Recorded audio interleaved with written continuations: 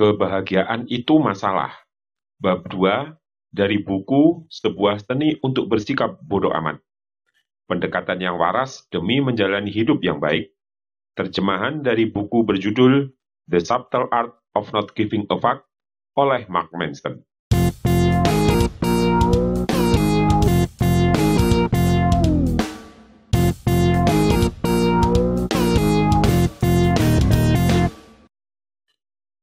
Sekitar 2.500 tahun lalu, di kaki Bukit Himalaya yang sekarang dikenal dengan Nepal, tinggallah di sebuah istana yang megah, seorang raja yang menunggu kelahiran seorang putra. Terhadap anaknya ini, sang raja memiliki sebuah ide besar. Ia akan membuat hidup anaknya sempurna. Putra mahkota tidak akan pernah mengenal apa yang disebut penderitaan. Setiap kebutuhan dan keinginannya senantiasa akan dipenuhi. Raja mendirikan dinding yang tinggi mengelilingi istana untuk mencegah pangeran mengetahui dunia luar. Ia memanjakan anaknya, melimpahinya dengan makanan dan hadiah. Mengelilinginya dengan para pelayan yang melayani setiap rengekannya, dan seperti yang direncanakan, anak tersebut tumbuh tanpa mengenal kejamnya kehidupan manusia. Seluruh masa kecil pangeran berjalan seperti ini. Meskipun mendapat kemewahan dan kelimpahan, pangeran itu menjadi anak muda yang judes. Tidak lama, setiap pengalaman terasa hampa dan tidak bernilai. Masalahnya adalah, apapun yang diberikan sang ayah tampak tidak pernah cukup, tidak pernah berarti apapun. Di suatu malam yang sudah larut, pangeran menyelinap keluar istana untuk melihat apa yang ada di balik dinding. Ia menyuruh salah satu pelayan untuk mengantarkannya ke desa setempat, dan apa yang ia lihat di sana menakutkannya. Untuk pertama kali dalam hidupnya, pangeran menyaksikan penderitaan manusia. Dia melihat orang sakit, orang lanjut usia, gelandangan, orang yang kesakitan, bahkan orang yang sekarat. Si pangeran kembali ke istana dan mendapati dirinya berada dalam sejenis krisis eksistensial. Karena tidak mampu mencerna apa yang dilihatnya barusan, ia menjadi galau atas semua perkara dan banyak mengeluh. Dan, seperti anak muda pada umumnya, pangeran pada akhirnya menyalahkan ayahnya atas segala hal yang telah dilakukan sang ayah kepadanya. Masalahnya terletak pada kekayaan, pikir pangeran, dan itu membuatnya sangat menderita, sehingga hidupnya terlihat begitu tak berarti. Ia pun memutuskan untuk melarikan diri. Namun tanpa disadari, pangeran justru menjadi seperti bahkan melebihi ayahnya. Ia memiliki ide besar juga. Ia tidak hanya akan melarikan diri, dia berencana melepaskan kekayaannya, keluarganya, dan semua miliknya, lalu tinggal di jalanan, tidur di tempat kotor seperti binatang. Di sana ia akan membuat dirinya kelaparan, tersiksa, dan mengemis sisa makanan dari orang asing sepanjang hidupnya. Malam berikutnya, pangeran menyelinap keluar dari istana lagi. Kali ini ia tidak pernah kembali. Selama bertahun-tahun ia hidup seperti seorang gelandangan, sampah masyarakat yang dibuang dan dilupakan, seperti kotoran anjing yang mengerak di bagian paling bawah tiang totem sosial. Dan seperti yang direncanakan, pangeran sangat menderita. Dia merasakan penderitaan lewat penyakit, kelaparan, rasa sakit, kesepian, dan membusuk. Dia menghadapi jurang kematian, cukup sering hanya makan satu keping kacang setiap hari. Beberapa tahun berlalu, lalu beberapa tahun lagi, dan kemudian tidak ada yang terjadi. Sang pangeran mulai menyadari kalau hidup yang penuh penderitaan ini tidak seperti yang diharapkannya. Ia tidak memberi pencerahan yang dimaui. Ini tidak berhasil mengungkap misteri dunia atau tujuan akhir dunia yang lebih dalam. Malahan, pangeran menemukan jenis pemahaman yang selalu ada dalam benak sebagian orang, bahwa penderitaan sangat menyebalkan. Dan tidak ada maknanya juga. Sama halnya dengan kekayaan, penderitaan tidak akan bernilai jika dilakukan tanpa ada tujuan. Dan pangeran pun sampai pada kesimpulan bahwa ide besarnya itu, seperti ide ayahnya, pada realitanya sungguh sebuah ide yang buruk dan dia harus segera melakukan sesuatu yang lain. Dalam kondisi benar-benar bingung, pangeran membersihkan dirinya dan menuju sebuah pohon yang besar di dekat sungai. Ia memutuskan untuk tetap duduk di bawah pohon itu hingga ia mendapat ide besar lainnya. Seperti yang dikisahkan dalam legenda, si pangeran yang bingung itu bertapa di bawah pohon selama 49 hari. Tentu kita tidak usah mendiskusikan apakah mungkin seorang bisa duduk di tempat yang sama selama 49 hari. Yang jelas bisa dikatakan bahwa dalam rentang waktu itu, sang pangeran menemukan sejumlah kesadaran yang mendalam. Salah satu kesadarannya adalah ini, bahwa hidup itu sendiri adalah suatu bentuk penderitaan. Orang kaya menderita karena kekayaannya, orang miskin menderita karena kemiskinannya. Orang yang tidak punya keluarga menderita karena mereka tak punya keluarga. Orang yang mengejar kenikmatan duniawi menderita karena kenikmatan duniawinya. Orang yang tidak merasakan kenikmatan duniawi menderita karena tidak pernah merasakannya. Bukan berarti semua penderitaan itu sama. Beberapa penderitaan tentu lebih menyakitkan ketimbang penderitaan yang lain. Meskipun demikian, kita semua pasti menderita. Tahun demi tahun berlalu, pangeran mendirikan bangunan filosofinya sendiri, lalu menyebarkannya ke pelosok dunia, dan ini yang menjadi prinsip pertama dan utama, bahwa rasa sakit dan kehilangan tidak dapat dielakkan, dan kita harus belajar untuk berhenti menolaknya. Pangeran itu kemudian dikenal sebagai Buddha, dan andai kata Anda belum pernah mendengarnya, pribadi ini sungguh luar biasa. Ada sebuah premis yang mendasari semua asumsi dan keyakinan kita. Premis itu adalah bahwa kebahagiaan itu bersifat algoritmik, bisa diutak-atik dan diperoleh dan dicapai, seperti masuk sekolah hukum atau membangun set Lego yang sangat rumit. Jika saya mencapai X, maka saya akan bahagia. Jika saya terlihat seperti Y, maka saya akan bahagia. Jika saya dapat menjadi seorang seperti Z, maka saya akan bahagia. Premis inilah masalahnya. Kebahagiaan bukanlah suatu persamaan yang dapat dipecahkan. Ketidakpuasan dan kegelisahan merupakan bagian yang inheren dari sifat manusia dan, seperti yang akan kita lihat bersama, komponen yang penting untuk menciptakan kebahagiaan yang konsisten. Sang Buddha menyampaikan pendapatnya dari perspektif teologis dan filosofis.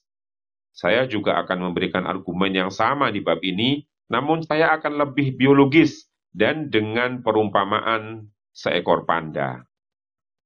Rentetan kesialan si panda nyinyir.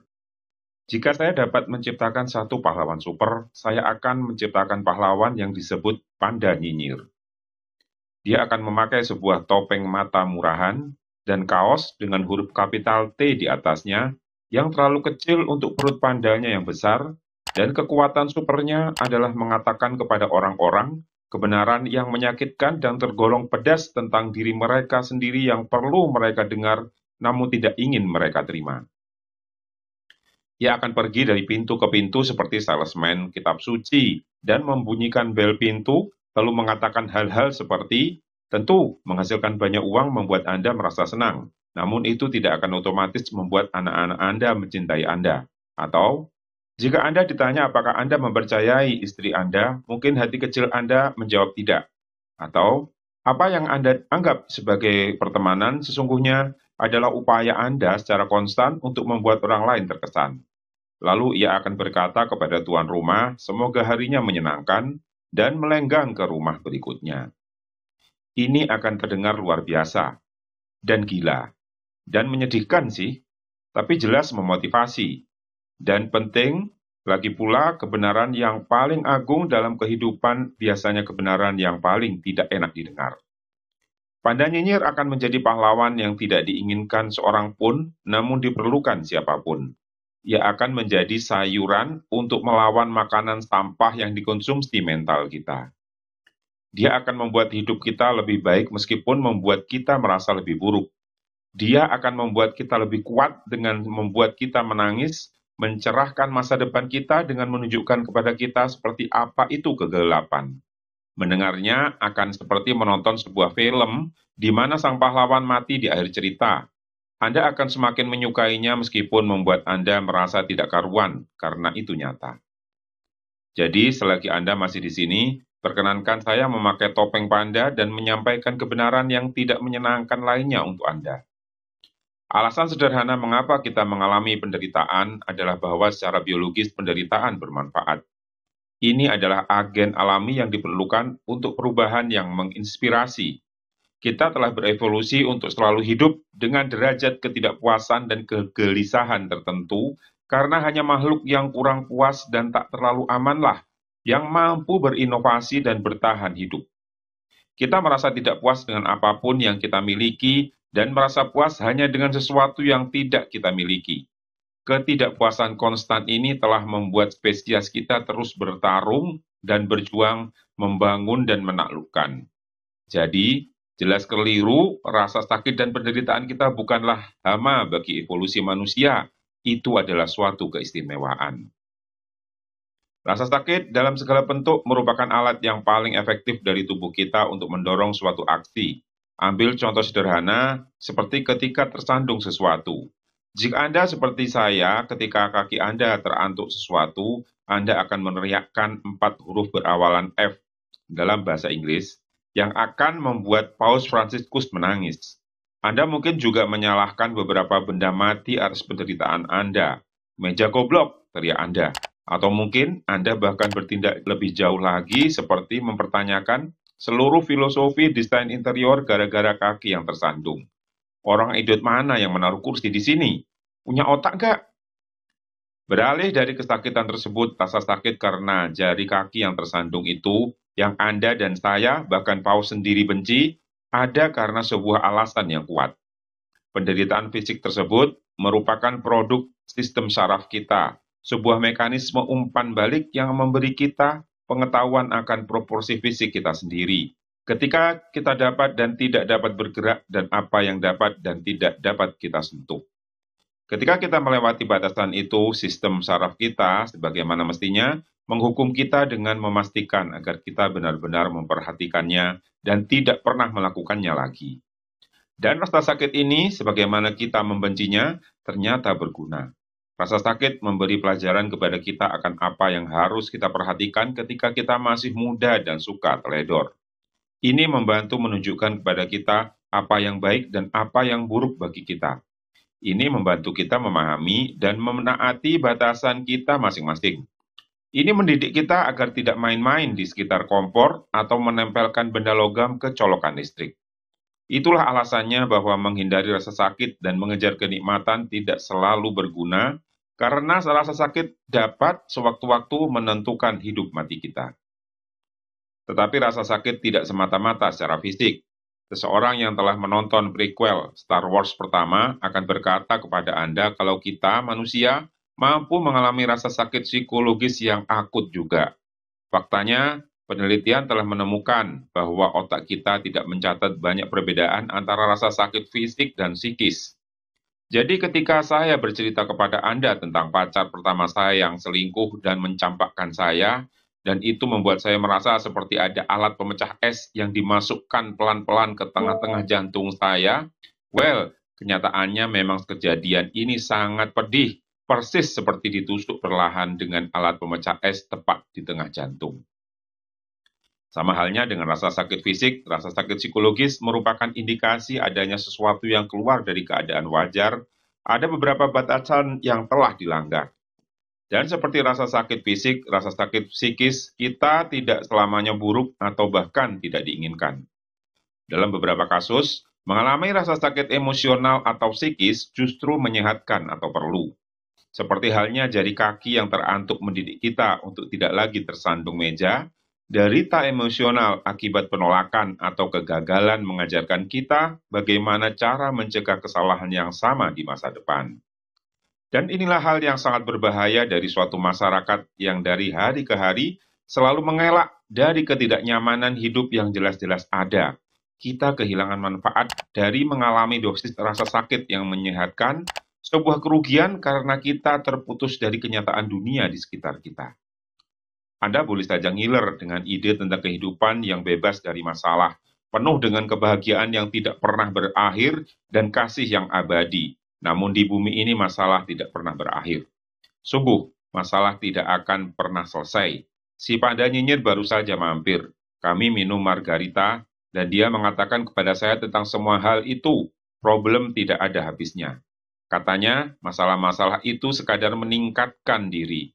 Warren Buffett punya masalah keuangan.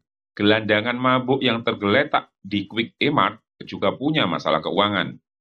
Bedanya, masalah keuangan yang dihadapi Buffett lebih baik ketimbang gelandangan itu. Begitulah kehidupan. Pada intinya, hidup hanyalah rentetan masalah yang tidak ada ujungnya, Mark, ujar panda itu. Dia menyeruput minumannya dan membetulkan letak hiasan payung merah jambu kecil di gelasnya. Solusi terhadap satu masalah hanya akan menciptakan masalah lain. Waktu berlalu, kemudian saya heran dari mana panda tukang ngoceh ini datang. Dan hei, siapa yang membuat margarita ini? Jangan mengharapkan suatu kehidupan yang bebas dari masalah, kata panda.